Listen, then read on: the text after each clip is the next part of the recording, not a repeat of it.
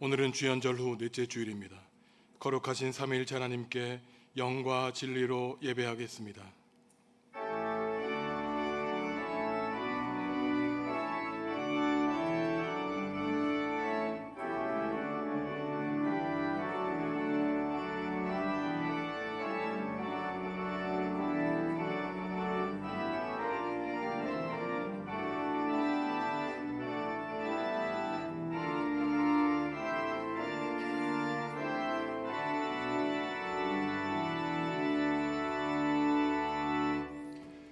하나님, 광야 같은 세상을 걸어갈 때 연약한 손을 잡아 이끌어 주신 은혜에 감사를 드립니다.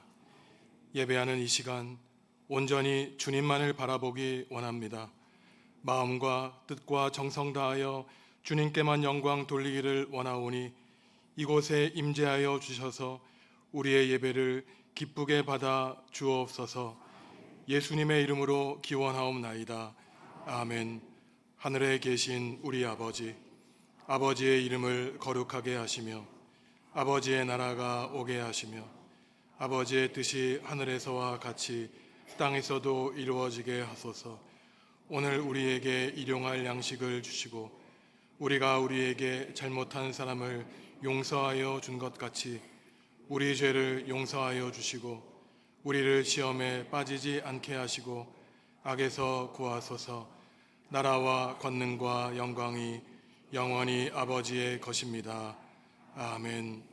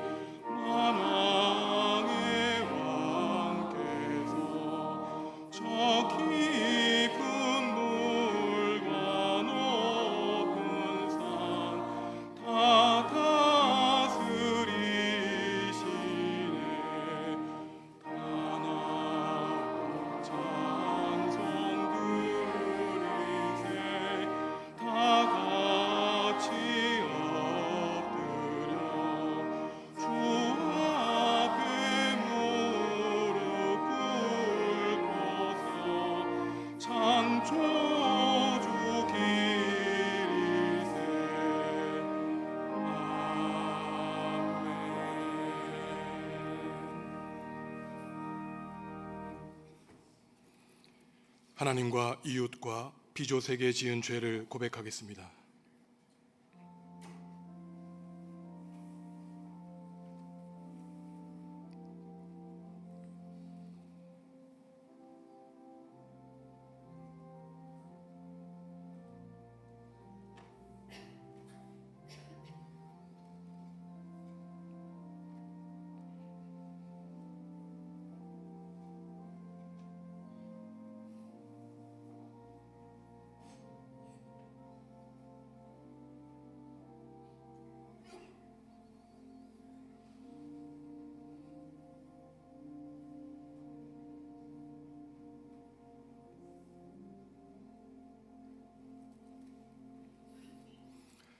하나님이 우리에게 주시는 용서의 말씀입니다.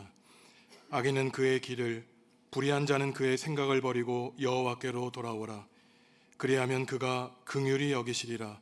우리 하나님께로 돌아오라. 그가 너그럽게 용서하시리라. 아멘.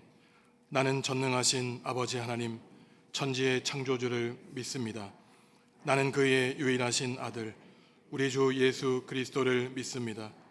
그는 성령으로 잉태되어 동정녀 마리아에게서 나시고 본디오 빌라도에게 고난을 받아 십자가에 못 박혀 죽으시고 장사된 지 사흘 만에 죽은 자 가운데서 다시 살아나셨으며 하늘에 오르시어 전능하신 아버지 하나님 우편에 앉아 계시다가 거기로부터 살아있는 자와 죽은 자를 심판하러 오십니다.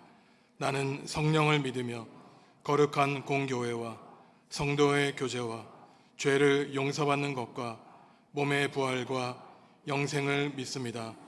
아멘. 온 땅은 여호와를 두려워하며 세상의 모든 거민들은 그를 경외할지어다.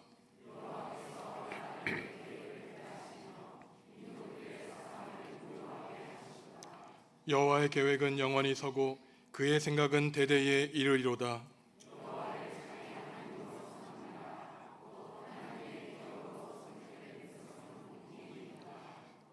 여호와께서 하늘에서 굽어보사 모든 인생을 살피시며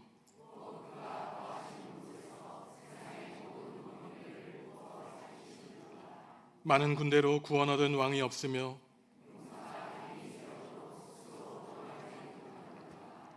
여호와는 그를 경외하는 자 곧 그의 인자하심을 바라는 자를 살피사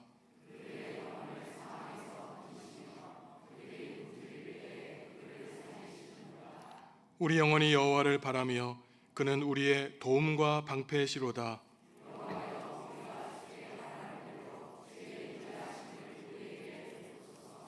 아멘.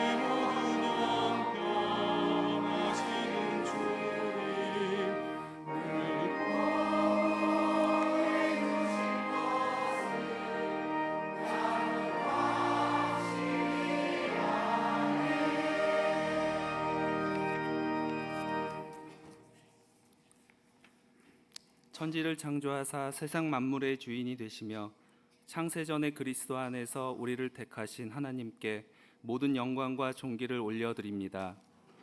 은혜가 풍성하신 하나님, 우리에게 주의를 허락하셔서 예배드릴 수 있게 하시니 감사드립니다.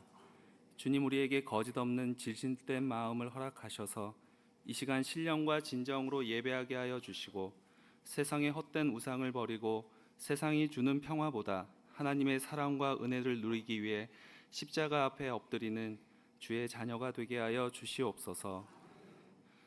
너의 행사를 여호와께 맡기라. 그리하면 내가 경영하는 것이 이루어지리라는 주님의 말씀을 잃어버린 채 지난 한 주 우리의 삶 속 문제들의 해답을 찾기 위해 세상 속에서 몸부림치다 지치고 상한 심령으로 이 자리에 나왔습니다. 주님, 우리를 불쌍히 여겨주시고 오직 주님께 드리는 이 예배로 말미암아 마음을 새롭게 하고 하나님 중심의 삶을 다짐하는 중앙교회 성도 모두가 되게 하여 주시옵소서. 하나님, 이 나라가 혼란 가운데 있습니다. 극심한 분열과 갈등 속에 빠져 있는 이 나라를 긍휼히 여기사 하나님의 경륜으로 진리 가운데 다시 세워 주시옵소서.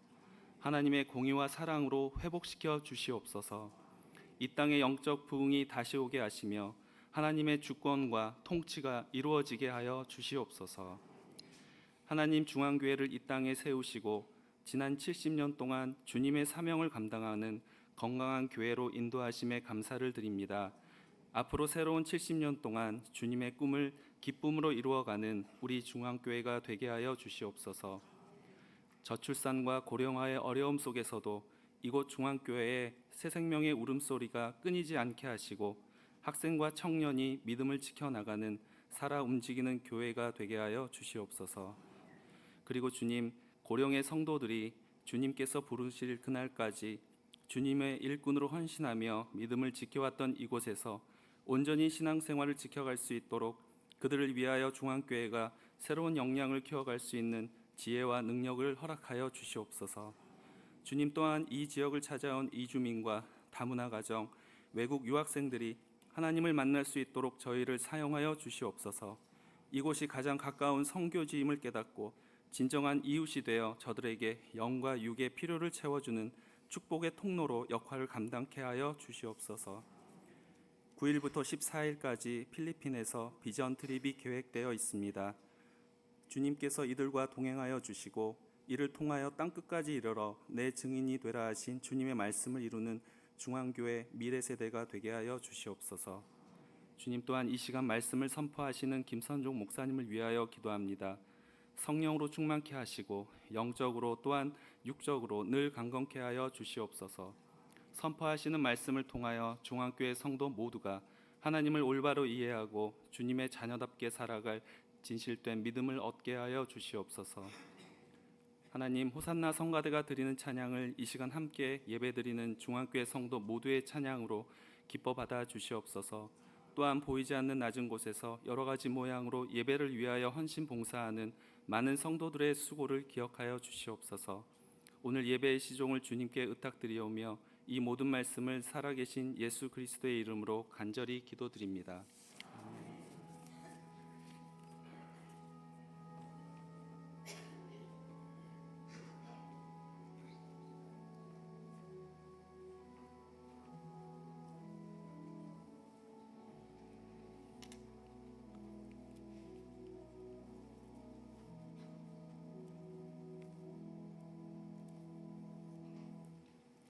내가 사람의 방언과 천사의 말을 할지라도 사랑이 없으면 소리나는 구리와 울리는 꽹과리가 되고, 내가 애언하는 능력이 있어 모든 비밀과 모든 지식을 알고 또 산을 옮길 만한 모든 믿음이 있을지라도 사랑이 없으면 내가 아무것도 아니요 내가 내게 있는 모든 것으로 구제하고 또 내 몸을 불사르게 내줄지라도 사랑이 없으면 내게 아무 유익이 없느니라.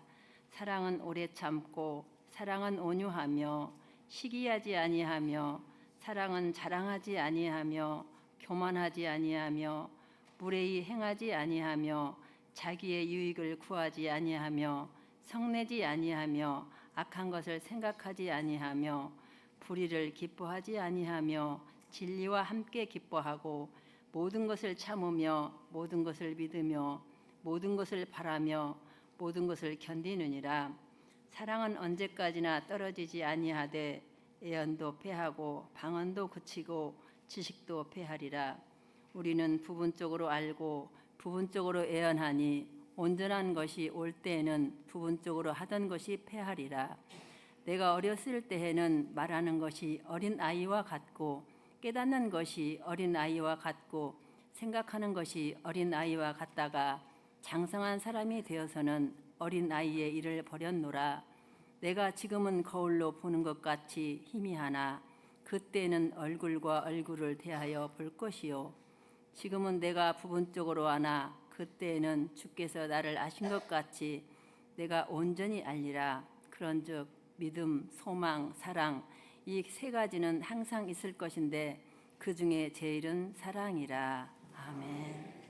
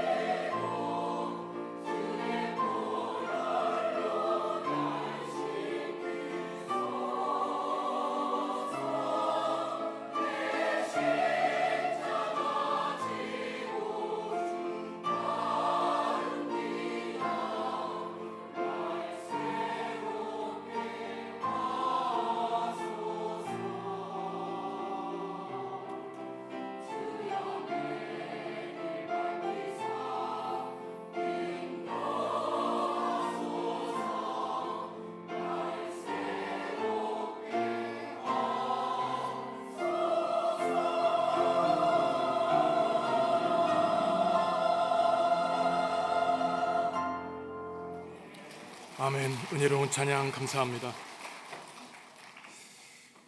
사람들은 누구나 누군가를 만나 사랑하고 싶어하고 또 다른 사람들에게 사랑을 받고 싶어합니다. 사랑만큼 달콤하고 아름다운 말은 없지요.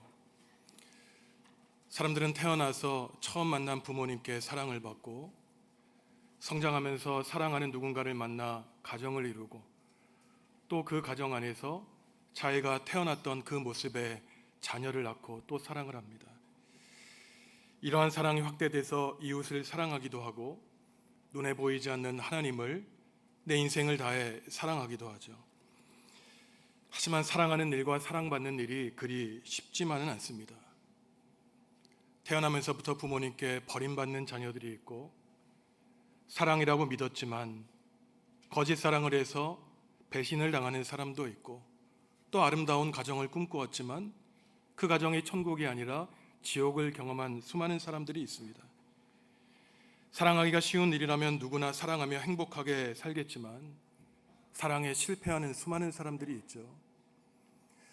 사랑에 실패하는 이유는 근원적으로는 사랑이 무엇인지 잘 알지 못한 채 사랑하노라고 생각하기 때문이고, 구체적으로는 유치원에서부터 대학교에 이르기까지 어느 누구도 사랑하는 방법에 대해서 알려주지 않았기 때문입니다.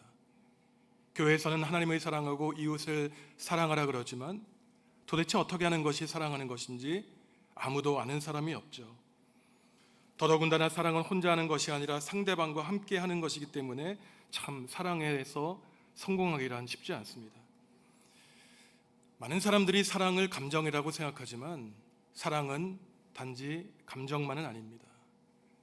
어떠한 사람과 만나서 그 감정이 수십 년간 똑같이 지속될 수 없죠.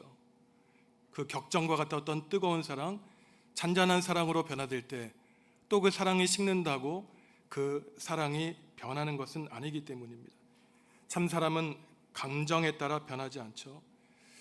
그래서 그 사람이 정말로 나를 사랑하는가 나를 위하는가를 알기 위해서는 오랜 시간이 지난 다음에 그 사람을 살펴보고 과거를 돌아보아야만 그 사람이 정말 나를 사랑했는가, 나를 위해 기도했는가 우리는 판단할 수 있습니다. 사랑에는 감정의 차원을 넘어서 지식의 차원과 의지의 차원이 있는데, 누군가를 사랑하면 그 사람에 대해서 더 알고 싶어 하죠. 그리고 감정이 상했을 때도 그 사람을 의지적으로 사랑합니다.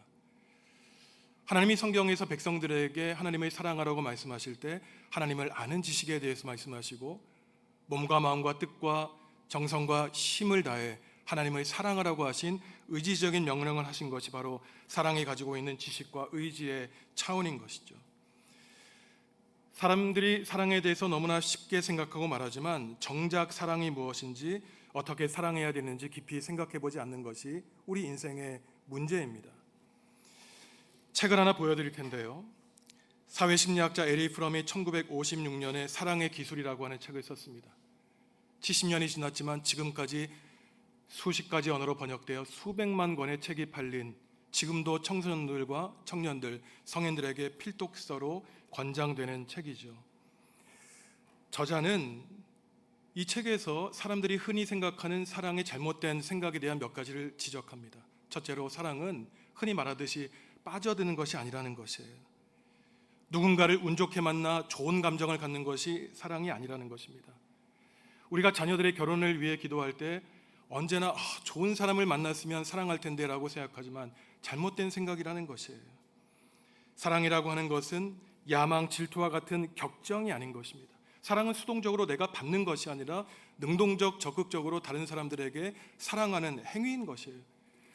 특별히 에리 프롬이 경고하는 것은 특별히 사람이 외로울 때 사랑에 빠지는 것을 주의하라고 말하는데, 왜냐하면 그 사람을 만나 외로움의 문제가 해결됐을 때 그 사람은 더 이상 나에게 필요가 없을 것이기 때문입니다. 진정한 사람은 자율적이고 독립적인 두 개체가 만나서 또 하나의 사랑을 만드는 것이 참 사랑이고, 겸손하고 용감하게 사랑해야 된다고 이 사람은 주장하고 있죠. 우리는 사랑을 배우지 않고 본능적으로 행해서 나온 여러 부정적인 결과물을 너무나 잘 알고 있습니다. 사랑이라는 이름으로 데이트, 폭력을 가하죠. 사랑이라는 이름으로 자기 생각을 강요하고 다른 사람을 얽어맵니다. 자녀에게, 애인에게 늘 말하죠. 내가 사랑해서 하는 말이야. 심지어 이 말을 연로하신 부모님께도 충고조로 얘기합니다. 이러한 것들은 사랑이 아니라 가스라이팅이죠. 다른 사람을 사랑하는 것이 아니라 사랑이라는 명목으로 다른 사람을 속이고 나 자신을 속이는 행위인 것입니다. 기독교의 핵심 가르침을 사랑으로 요약할 수 있죠. 예수님도 구약 성경에 있는 613개의 율법을 하나님 사랑과 이웃 사랑으로 압축하셨습니다. 그런데 오늘날 사랑이라는 말이 너무나 흔하게 사용되어서 사랑이라는 말을 들으면 더 이상 감동이 느껴지지 않아요. 이성과의 사랑과 결혼, 이제는 결코 같은 것이 안 되어버렸습니다. 사랑이란 말 너무나 진부한 말이 되어버렸죠. 오늘 우리가 읽은 고린도전서 13장도 흔히 사람들은 이 세상에서 결코 얻을 수 없는 낭만적이고 이상적인 완전한 사랑에 대해 바울이 철학적으로 말하는 것 같지만, 사실 바울이 고린도 교회에 보낸 이 편지의 내용을 그 배후에 있는 배경을 살펴보면은 바울이 그렇게 기분 좋은 상태에서 낭만적으로 이 사랑의 찬가를 부는 것이 아닌 사실을 우리는 알 수 있습니다. 바울이 여러 교회에 편지를 보낼 때 기독교 교리의 복음의 핵심을 가르치기 위해 쓴 것이 아니었어요. 에베소 교회, 고린도 교회, 빌립보 교회 모든 교회들이 구체적인 문제를 안고 있을 때 그 문제를 해결하기 위해 친필로 바울은 편지를 써 보냈는데, 오늘 바울이 고린도전서 12장, 13장, 14장에 걸쳐서 여러 은혜의 선물, 은사를 말하면서 그렇게 한 장에 걸쳐서 길게 사랑에 대해서 말하는 것은 한마디로 말해서 고린도 교회는 은사가 뛰어난 사람들이 많았고 훌륭한 사람들이 많았지만 사랑이 없는 메마른 교회였기 때문인 것입니다. 12장 마지막에서 바울은 이런 말을 합니다. 예언과 방언과 지식과 기적과 병고침 여러 은사들이 있지만 여러분들이 모르는 새로운 그것보다 더 큰 은사를 여러분에게 보여줄 것입니다. 너희는 더욱 큰 은사를 사모하라. 내가 또한 가장 좋은 길을 너희에게 보이리라. 새한글 성경으로 12장 31절 말씀 함께 읽습니다. 여러분은 더 큰 은혜의 선물들을 간절히 바라십시오. 이제 더할 나위 없이 좋은 길을 여러분에게 보여드리겠습니까? 고린도 교회 교인들이 자기가 갖고 있는 은사들, 은혜의 선물들이 가장 고귀하고 값비싸며 훌륭한 은사로 생각하고 있었다는 것입니다. 하지만 바울은 그렇지 않다는 것이에요. 그래서 오늘 1절에서 3절에서 바울이 무슨 말을 합니까? 아무리 크고 놀라운 은혜의 선물을 가지고 있다고 할지라도 그 가운데 사랑이 없는데 무슨 소용이 있습니까? 말하고 있는 것이에요. 방언을 말한다고 해도, 아름답고 고귀하고 신비로운 천사의 말을 한다고 할지라도, 믿음이 있어 산을 옮기고 죽은 사람을 살리고 자신을 불살라 모든 사람을, 가난한 사람을 구제하더라도 그 안에 사랑이 없으면 나는 아무것도 아니라는 것이에요. 바울이 말하는 은사는 고린도서 12장에서 열거한 고린도 교회 교인들이 가지고 있었던 여러 은사였습니다. 하지만 사랑이 없으면 소용이 없는데, 희생적으로 보이는 그 섬김이라고 할지라도 그 근원적인 동기, 자기만 알고 있는 그 동기에 사랑이 존재하지 않으면 아무리 그 은사가 크고 놀라워도 소용이 없다는 것이에요. 이것은 다른 사람에게 조건 없이 나아가는 사랑이 없다면 사람이 가진 어떠한 능력도 의미도 가치도 없다는 말입니다. 그러면서 바울은 4절에서 7절을 통해서 사랑이란 그러면 도대체 무엇인가에 대해서 말하고 있어요. 먼저 4절과 7절 테두리에서는 바울은 사랑에 대해서 긍정적으로 정의를 내립니다. 그리고 5절에서 6절에서는 사랑이 아닌 것에 대해서 부정적으로 말해요. 이 말은 결국 사랑이라고 하는 것은 우리가 지켜 행해야 되는 것도 있지만 결코 하나님과 사람 보기에 행해서는 안 되는 것도 있다는 것을 우리에게 알려주는 것입니다. 먼저 첫 구절 4절에서 바울이 뭐라 그럽니까? 사랑은 오래 참고 온유하다는 것이에요. 친절합니다. 다정한 것이에요. 7절에서는 무엇이라 그러죠? 사랑이라고 하는 것은 진리와 함께 기뻐하고 모든 것을 참으며 모든 것을 믿고 모든 것을 바라고 희망하며 모든 것을 견디는 것입니다. 이 말은 무슨 얘기를 하는 걸까요? 바울이 편지를 보냈던 고린도 교회는 그렇지 않았다는 거예요. 오래 참지 못한 교인들이 많았다는 것입니다. 온유한 교인이 없었고 불같이 사나운 교인들이 있었다는 것이에요. 견디지 못하고 믿지 못하며 소망을 버리고 진리를 기뻐하지 않는 교인들이 고린도 교회를 갈기갈기 찢어놓은 문제에 대해서 너희들이 하는 그러한 것들은 사랑의 행위가 아니라고 바울은 말하고 있는 것이에요. 사랑이 모든 것을 참는다고 말할 때 이것은 단지 내가 인내하고 참는 것이 아니라 다른 사람들이 나를 미워하고 나를 힘들게 할 때 그 사람의 허물을 적극적으로 덮어주는 것을 말하는 것입니다. 더 나아가 바울은 사랑이 아닌 것에 대해서 말하죠. 사랑은 시기하지 않고 자랑하지 않고 교만하지 않다는 것이에요. 얼마나 교인들이 시기하고 질투하고 자랑질하고 우쭐댔으면 바울이 이런 말을 했을까요?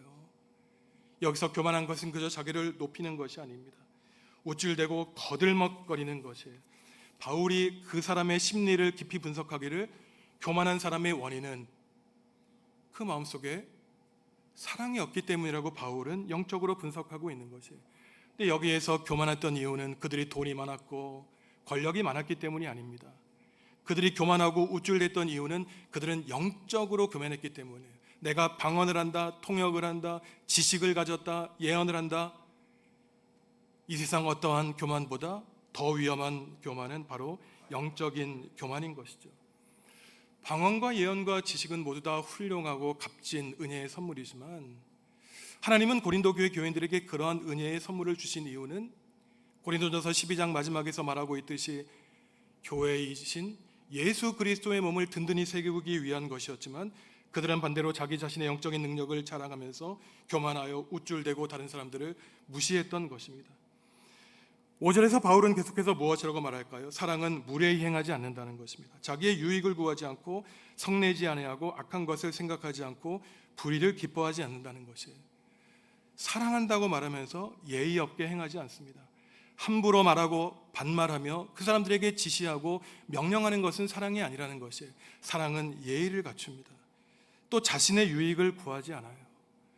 세상 사람들이 교회를 욕하는 지점이 바로 이 지점 아닙니까? 저는 믿지 않는 사람들과 수많은 이야기를 나누는데 하나님을 믿는 것은 좋다는 거예요. 근데 교인들은 싫다는 것입니다. 그 이유가 교인들이 교회에 나와서 하나님을 섬기고 사람들을 섬겨야지 왜 자신들의 이익을 위해서 교회에 나오냐는 것이에요. 넓은 인맥을 쌓기 위해 사업의 수단으로 교회에 나오니 결국은 세상보다 더욱더 이익 집단으로 전락해버렸다는 것이 바로 세상 사람들이 교회에 대해서 하는 말이에요. 물론 예수 그리스도 한 몸을 이룬 교인들이 서로에게 도움을 줘야 되겠죠. 하지만 우선순위가 바뀌어야만 되겠습니까? 예배하는 공동체, 하나님의 말씀에 순종하는 공동체가 교회 공동체이지 오늘 바울이 말한 것은 사랑은 이익을 구하지 않는다는 것이에요.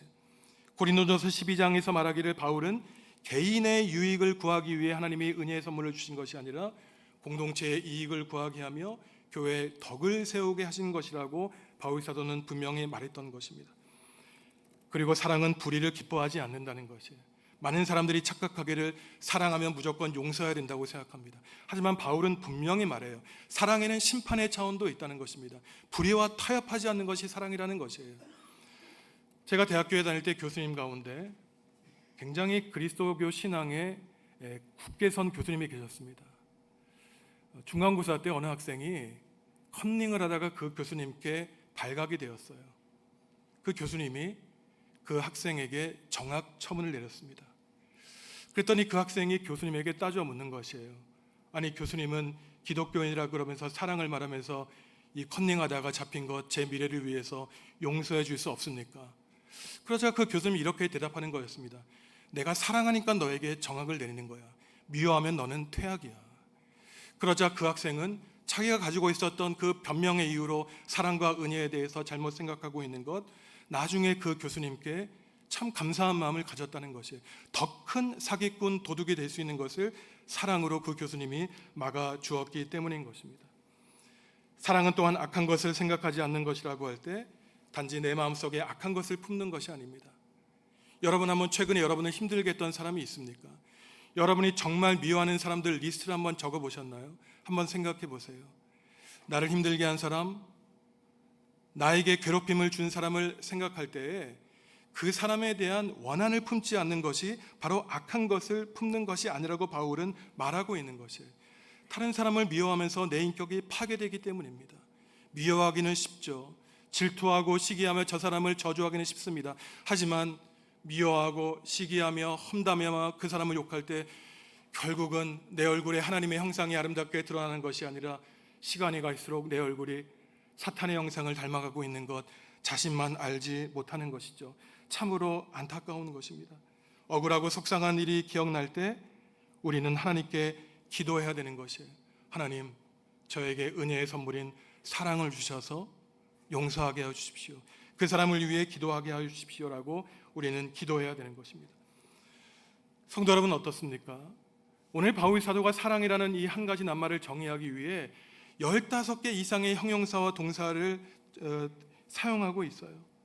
오늘 이러한 구절을 읽어보면 이 세상 어느 누구도 사랑이라고 하는 이 기준에 부합할 수 있는 사람은 없어 보입니다. 맞는 말이에요. 바울이 오늘 고린도 교회의 이 사랑의 장, 사랑의 찬미의 노래를 부르면서 떠올렸던 인물은 누구겠습니까? 예수님이에요. 예수님이 사랑 자체입니다. 4절에서 7절에 나오는 사랑이라는 낱말에 예수님을 대입해서 읽어보면은 예수님이 어떠한 분이신가, 또 죄인된 우리를 위해서 예수님이 헌신하신 그 사랑이 얼마나 큰지를 우리는 깨달아 알 수 있습니다. 예수님은 오래 참고 온유하시죠. 예수님은 시기하지 아니하며 사랑하지 아니하세요. 예수님은 교만하지 않고 무례하게 행동하지 않으십니다. 예수님은 진리와 함께 기뻐하고 불의를 기뻐하지 않기 때문에 세상 사람들과 타협하지 아니하시고 죄인된 우리를 위해 십자가에 달려 돌아가실 수 있었던 것이에요. 성도 여러분들, 오늘 사랑이라는 낱말 이 괄호에 여러분들의 이름을 한번 대입해 보시기 바랍니다. 15개의 그 품성 가운데 나에게 맞는 것이 무엇인가, 도저히 나에게 맞지 않는 것이 무엇인가 생각하시면서 하나님이 저에게 부족한 것을 은혜의 선물로 주십시오, 한번 생각해 보시면 좋겠어요. 화면을 한번 보실 텐데 제가 먼저 괄호 안에 나라고 한번 읽어보겠습니다. 여러분 한번 속으로 한번 읽어보세요. 나는 오래 참고, 나는 온유하며, 나는 시기하지 아니하며, 나는 자랑하지 아니하며, 나는 교만하지 아니하며, 나는 무례히 행하지 아니하며, 나는 나의 유익을 구하지 아니하며, 나는 성내지 아니하며, 나는 악한 것을 생각하지 아니하며, 나는 불의를 기뻐하지 아니하며, 나는 진리와 함께 기뻐하고, 나는 모든 것을 참으며, 나는 모든 것을 믿으며, 나는 모든 것을 바라며, 나는 모든 것을 견디느니라. 성도 여러분들의 이름을 한자 한자 넣어서 한번 읽어보십시오. 수술 막히지 않고 넘어간다면 그야말로 사랑의 화신이겠죠. 하지만 첫 구절부터 나에게 적용되지 않는다면 하나님, 사랑이 없음을 용서해 주십시오. 저는 구제불능입니다. 저를 불쌍히 여겨주십시오. 우리는 회개하며 하나님 앞에 나아가야 되겠죠. 오늘 우리가 알 수 있는 것은 사랑은 단순한 감정이 아니고 사랑이라고 하는 것은 우리가 가지고 있는 성품도 아니라는 사실이에요. 사람들은 사랑을 성품이라고 생각하지만 사람이 가지고 있는 성품이 사랑이라면 오늘 바울이 제시한 시기하지 않고 질투하지 않고 미워하지 않고 불의와 타협하지 않고 어느 누구도 그 일을 감당할 수 없습니다. 우리가 이 시간 분명히 깨달아 알아야 되는 것은 사랑이라고 하는 것은 나의 인격과 도덕적인 품성과 감정도 아니라 오직 하나님이 우리에게 하늘로부터 내려주시는 은혜의 선물이라는 사실을 우리는 기억해야 되는 것이에요. 그러니 우리는 하나님께 간구하며 기도해야 됩니다. 하나님, 모든 은혜의 선물 저에게 필요 없습니다. 단 한 가지 가장 중요한 은혜의 선물, 사랑의 선물을 저에게 허락하여 주십시오. 도무지 용서할 수 없을 때, 미울 때, 정말로 나를 힘들게 하는 사람의 얼굴이 떠오를 때 하나님, 그 미움보다 조금이라도 사랑의 은혜의 선물을 내려주셔서 나의 인격을 파괴하지 않고 하나님의 자녀로 예수 그리스도의 형상을 따라 지음받은 주님의 제자로 살아가게 하여 주십시오. 우리는 하나님께 간절히 기도해야 되는 것이죠. 하나님께 선물을 받아야만 우리는 사랑할 수 있습니다. 하나님의 사랑에 근거하지 않은 인간적인 사랑, 철저히 감정적이고 인간적인 사랑을 할 때 죄송하지만 그러한 사랑은 실패할 확률이 아주 높다고 하나님은 우리에게 말씀하세요. 바울은 가장 큰 은혜의 선물을 알려주겠다고 말씀하면서 가장 큰 은혜의 선물을 세 가지를 알려주었죠. 바로 믿음과 소망과 사랑입니다. 예언, 방언, 부족하게 예언하고 부족한 언어로 이야기한다는 것입니다. 하지만 마지막 때 예수님이 이 땅에 오시고 하나님이 하나님 나라를 완성하실 때 예언과 방언, 기적 모든 것들이 다 사라지게 된다는 것입니다. 유한한 은사이지만 믿음, 소망, 사랑은 영원토록 남는다는 것이 하나님의 속성이기 때문입니다. 영원하신 하나님의 속성이 사랑이기 때문에 참된 사랑은 변하지 않아요. 변하는 사랑은 인간적인 사랑입니다. 상황과 감정에 따라 변하는 사랑은 하나님으로부터 온 사랑이 아니에요. 인간의 마음속으로부터 온 사랑인 것입니다. 바울이 말하기를 믿음, 소망, 사랑 가운데 사랑이 가장 중요한 이유, 그것은 사랑이 우리에게 좋은 기분을 주고 낭만적인 감정을 품게 하는 것이 아니라 분열된 가정, 찢겨진 나라, 갈기갈기 다른 생각으로 분열된 한국교회를 하나 되게 하는 능력이 바로 사랑에 있는데 이것은 인간적인 사랑으로 가능한 것이 아니라 하나님이 우리에게 허락해 주시는 은혜의 선물로서의 사랑으로만 가능하다고 하나님은 우리에게 바울 사도를 통해 말씀하고 있는 것입니다. 성도 여러분, 여러분 지금 누구를 가장 많이 사랑하십니까? 또 무엇을 가장 많이 사랑하시나요? 예수님은 마태복음 6장 산상수훈에서 재물이 있는 곳에 사람이 마음이 있다 그랬습니다. 재물에 마음을 두지 말라는 것이에요. 우리를 유혹한다는 것입니다. 우리가 사랑하는 그 사람과 사랑하는 그 대상이 바로 우리의 마음이 있는 곳이에요. 성도 여러분, 하나님을 사랑하시면 얼마나 좋겠습니까? 그리고 이웃을 사랑하시면 좋겠어요. 바로 그러면 이미 우리는 훌륭한 신앙인일 것이라고 하나님께 인정을 받게 될 것입니다. 다른 사람에게 말하고 행동하기 전에 내 그 근본에 그 사랑이 바탕하고 있는지 우리는 평소에 깊이 영성 훈련하는 법을 배워야 됩니다. 사랑하지 않고 말하고 행동할 때 사람은 영적인 존재이기 때문에 그 사랑 뒤에 감추어져 있는 음흉한 마음이 온전히 전달되기 때문인 것이죠. 오늘 바울은 사랑하지 않는 사람을 무엇이라고 표현합니까? 어린 나이에 머물러 있는 유아교적인 사람이라고 말하고 있어요. 거울을 보듯이 희미한 사람이라고 말하고 있습니다. 오늘날이야 거울이 분명하기 때문에 내 얼굴을 바르게 표현하지만 2000년 전 고린도 교회 교인들은 청동 거울, 아무리 닦고 닦아도 내 얼굴이 삐뚤어져 보이는 그러한 거울을 사용했습니다. 하지만 우리가 천국에 들어가 하나님을 얼굴과 얼굴로 만날 때 오늘 바울 사도가 말하듯이 모든 것들 다 사라지지만 하나님 앞에서 하나님이 나를 사랑하시고 내가 하나님을 사랑한다는 고백만 남게 될 것이라고 하나님이 우리에게 말씀하시죠. 삶을 다하는 날 우리가 후회할 것이 많이 있겠지만 그 후회할 것 가운데 하나는 아마도 하나님과 가족과 이웃을 사랑하지 못한 것 너무나 후회하게 될 것입니다. 성도 여러분, 살아있는 날이 과연 얼마나 남아있을까요? 수백 년, 수십 년 남아있었습니까? 아니에요. 우리에게 시간이 많이 남아있지 않습니다. 그 얼마 남지 않은 시간 동안 사랑해도 모자란 그 사랑해도 모자란데 오늘 바울 사도가 안타깝게 말하고 있는 것처럼 그 영적인 은사가 무엇이라고 우쭐대면 안 되겠죠. 오늘 고린도전서 13장을 통해 바울 사도가 하나님의 말씀을 전한 것처럼 기독교 복음의 핵심인 사랑이 문제 해결의 근원임을 기억하셔서 다음 주 71주년 기념주일을 갖는 우리 정읍중앙교회가 하나님의 사랑에 바탕한 교회, 남북으로 동서로 갈라진 이 나라가 사랑으로 치유되고 하나 되는 놀라운 하나님의 은혜 역사가 일어나기를 주님의 이름으로 간절히 기원합니다. 하나님, 우리에게 사랑의 은사를 내려주시기를 간구합니다. 연약한 우리 마음에 시기와 질투와 미움이 가득할 때 우리의 연약한 마음, 텅 비어있는 마음을 주님의 사랑으로 가득 채워 주시옵소서. 사랑으로 우리 가정과 한국교회가 또한 이 나라와 교회가 하나 되기를 원하오니 하나님, 사랑의 은사, 성령님의 은사를 이 나라와 결에 우리 교회에 충만히 내려 주시옵소서. 예수님의 이름으로 기도합니다. 아멘.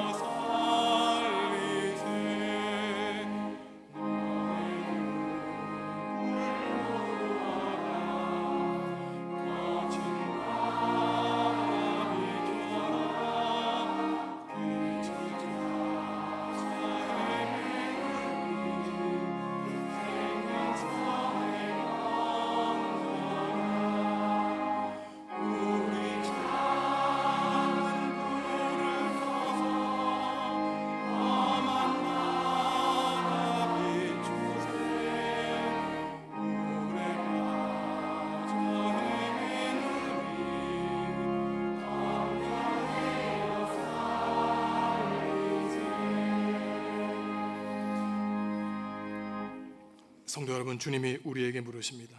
내가 나를 사랑하느냐?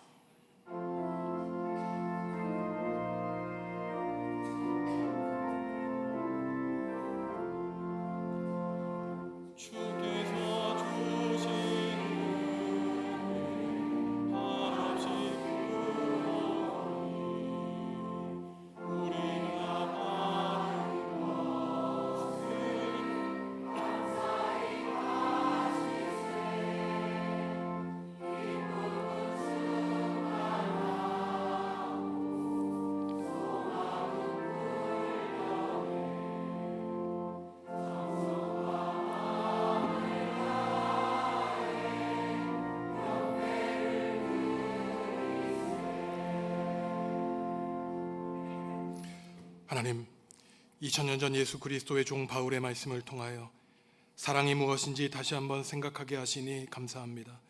사랑하는 것이 얼마나 힘든지, 얼마나 큰 결단을 필요로 하고 하나님이 선물로 주셔야만 가능한 것임을 깨닫게 하시니 감사합니다. 원수도 사랑하라는 예수님의 말씀에 따라 우리가 사랑하는 가운데 조금씩 주님의 형상을 담기 원하오니 우리 모두에게 사랑의 은사를 내려 주시옵소서. 71년 전 정읍 땅에 우리 교회를 세워주셔서 교회를 통하여 하나님을 믿는 많은 신앙인을 배출해 주시니 감사합니다.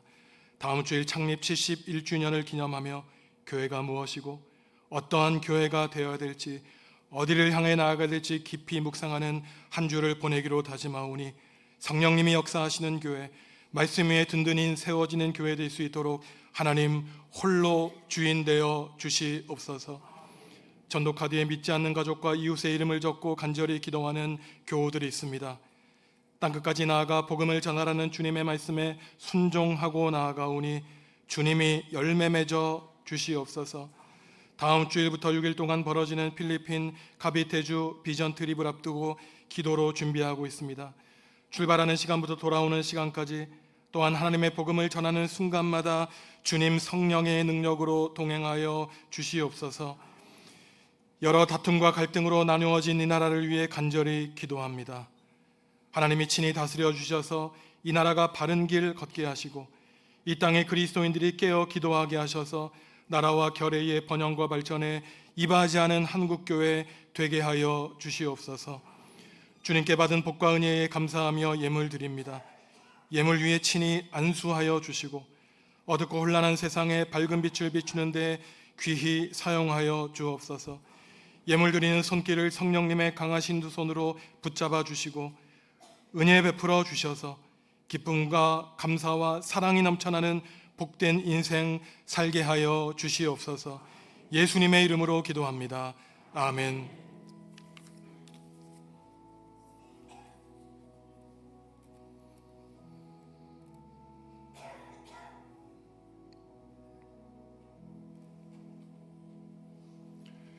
주님의 평화가 성도 여러분과 함께 하시기를 바랍니다.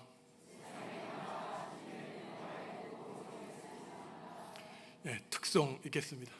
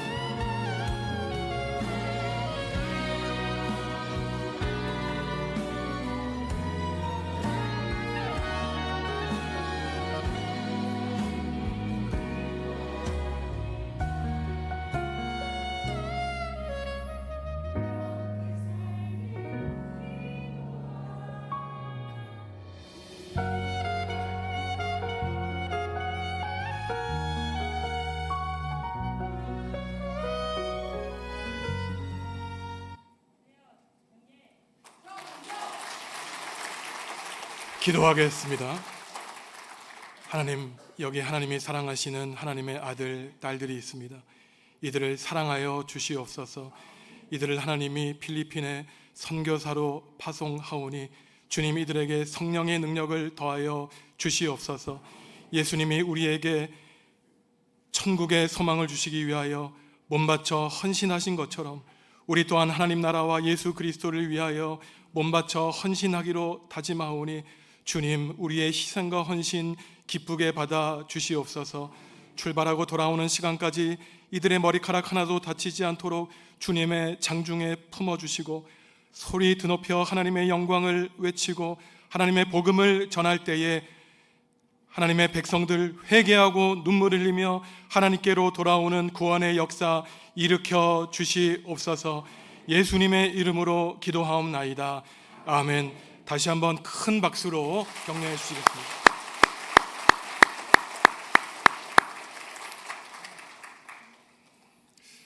다음 주일 일부 예배 특송하고 교육부에서 예배 드린 다음에 바로 이제 저희 예배할 때 출발을 해야 되기 때문에 한 주 전에 미리 특송을 했습니다. 몇 달 동안 오후에 몇 시간씩 모여서 찬양 준비하고 필리핀어 배우고 이 귀한 시간에서 하나님의 복음을 전하는 우리 권사님들, 또한 교역자들, 우리 청소년들, 청년들에게 하나님이 놀라운 복과 은혜 베풀어 주실 것으로 믿습니다. 다음 주일은 71주년 창립기념 주일입니다. 우리 교회가 1954년 2월 14일 전쟁 후에 혼란스러운 시대에 하나님 나라의 복음을 전하기 위해 하나님이 친히 세우셨는데 일주일 동안 가정에서 교회란 무엇인가, 어디를 향해 나아가야 되는가, 교회의 본질은 무엇인가 깊이 묵상하며 기도하시기 바랍니다. 특별히 다음 주일에는 미국에서 조직신학 박사학위를 받으시고 30년 동안 장로회 신학대학교에서 학생들에게 교리 조직신학을 가르치신 그리고 은퇴하신 윤철호 목사님, 명예 교수님 모시고 교회에 대한 깊은 가르침을 배우려고 합니다. 제가 설교 요약문을 이미 받고 읽어보았는데 참 귀한 시간입니다. 주위에 믿지 않은 분들도 초청하셔가지고 교회에 대한 귀한 깨달음 갖는 시간 삼으시기 바랍니다. 다음 주일 예배 마치고 돌아가실 때 작년에 새롭게 번역한 새한글 성경을 한 가정당 한 권씩 나눠드리겠습니다. 종류가 3가지가 있는데 서로 마음에 드는 것이 있으면은 교환해서 보셔도 되겠습니다. 원하시는 분들이 있기 때문에 2월 16일까지 구입 신청을 받도록 하겠습니다. 일남선교회 헌신 예배가 수요일 수요 기도회 때 있고 오늘 2부 예배 후에 겟세마네에서 원례회가 있습니다. 2주 뒤에 있을 일이지만 미리 광고해 드리는데요. 2월 19일 수요일은 수요 기도회는 우리 예배당에서는 갖지 않습니다. 정읍 시차례에서 구국 기도회, 연합 기도회를 드리기 때문에 저녁 7시 세정교회에서 예배합니다. 그래서 참여하시기 원하시는 분들은 세정교회로 7시까지 직접 가시거나 아니면은 교회에서 버스와 우리 차량으로 6시 반에 출발하도록 하겠습니다. 잊지 않고 기억하시기 바랍니다. 일어나서 주님께 찬양하시겠습니다.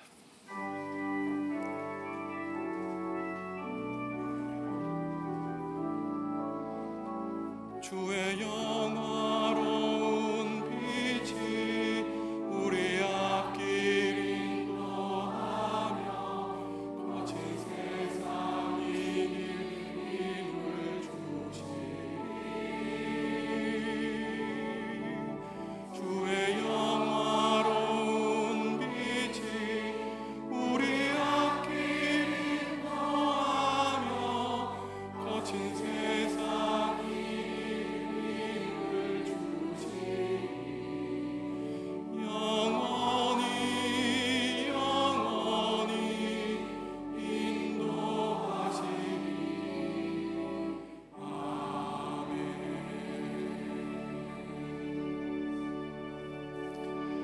사랑하는 성도 여러분, 여러분은 하나님께 사랑받는 존귀한 자들입니다. 미워하지 말고 사랑하시기 바랍니다. 사랑이라는 은혜의 선물을 달라고 간절히 기도하시기 바랍니다. 하나님은 서로 사랑하는 사람들을 통해 구원의 놀라운 역사를 이루어 가고 계십니다. 이제는 예수님의 은혜와 하나님의 사랑과 성령님의 사귐이 은혜의 선물로 사랑을 받아 가정과 교회와 세상을 하나 되게 하는 일꾼으로 살고자 다짐하는 성도들에게 지금부터 영원히 함께 하시기를 간절히 축원하옵나이다. 아멘.